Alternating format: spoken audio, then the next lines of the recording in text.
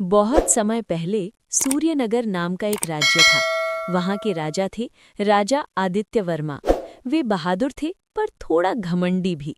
उन्हें लगता था कि उनके जैसा बुद्धिमान पूरे राज्य में कोई नहीं। एक दिन दरबार में एक अजीब खबर आई। नगर में एक साधारण आदमी था, नाम था राघव। लोग कहते थे कि वो इतना बुद्धिमान है कि राजा को भी हरा सकता है। राजा को ये बात चुभ गई।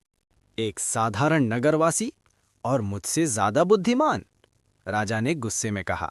उसे तुरंत दरबार में बुलाया जाए। अगले दिन राघव दरबार में पहुंचा। साधारण कपड़े, शांत चेहरा, आंखों में आत्मविश्वास। राजा ने मुस्कुराते हुए कहा, सुना है तुम बहुत बुद्धिमान हो। अगर सच में हो तो मेरी 3 परीक्षाएं पास करो। अगर हार गए तो जेल और जीत गए तो इनाम। राघव बोला, महाराज, न्यायपूर्ण परीक्षा हो तो मुझे स्वीकार है। दरबार में सन्नाटा छा गया। राजा ने पूछा, बताओ, दुनिया की सबसे बड़ी चीज क्या है? मंत्री बोले, आकाश।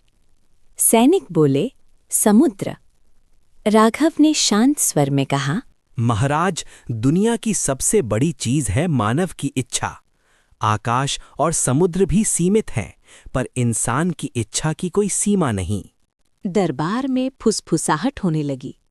राजा थोड़े प्रभावित हुए, लेकिन बोले, ठीक है, पहली परीक्षा पास।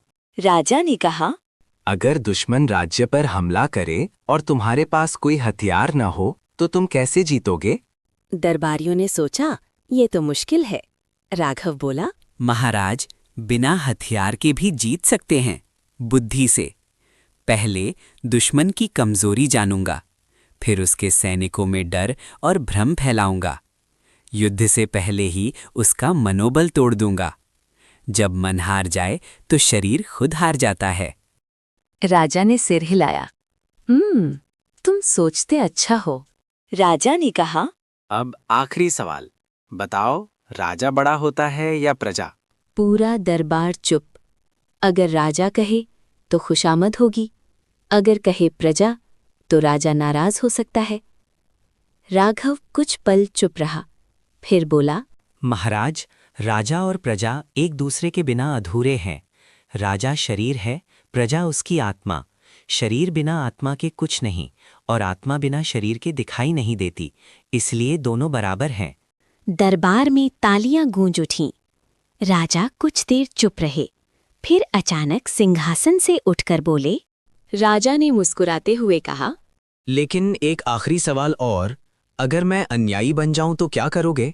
राघव ने सीधा उत्तर दिया, तो मैं आपको सच बताऊंगा, क्योंकि सच्चा नगरवासी वही है जो राजा से भी सच कहने की हिम्मत रखे।